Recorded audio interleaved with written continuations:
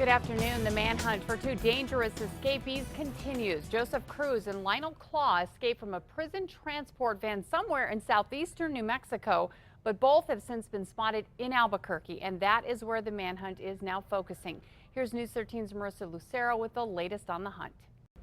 Kim, state police say they're following a number of leads from this morning and are working with federal agencies to track these two dangerous fugitives down. Now, the last sighting was in the neighborhood of around Coors and Sequoia at about 5:30 last night after someone called in saying they saw them driving on Coors. Police saturated the area on the ground and in the air, searching all around homes and in backyards. They spent hours upon hours looking for the men, but turned up empty-handed. Today, a source confirms there's reason to believe the two may have split up and that only Lionel Claw was spotted in the car with a woman who is now being in custody and being questioned by police. At this point, police are not saying how the woman knows Claw or if she knows Cruz too. State police say they are not limiting the search to Albuquerque just in case the two have left the city. They say there's still a lot of manpower out looking for them. Because of the nature of their crimes and how violent these two individuals are, we're not going to give up. We're going to continue searching for them.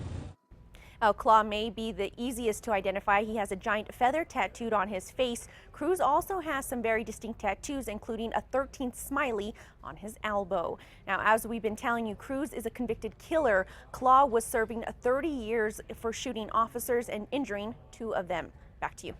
Okay, thanks, Marissa. Now, the State Corrections Department is still investigating how the men were able to escape.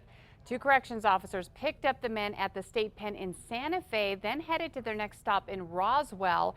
It wasn't until they reached Las Cruces that the officers discovered the men gone. Now, the state says the transport was most vulnerable in Artesia, where the van stopped for gas. They say it is likely the men got away there, but at that time they were shackled, and the two officers should have been checking on them. The state says the officers running this transport were experienced and assigned exclusively to that transport unit. What's also still unclear is if these two men planned the escape ahead of time and if they got help. Stay with us as the search continues. We will keep you up to date on new details on air and on our KRQE.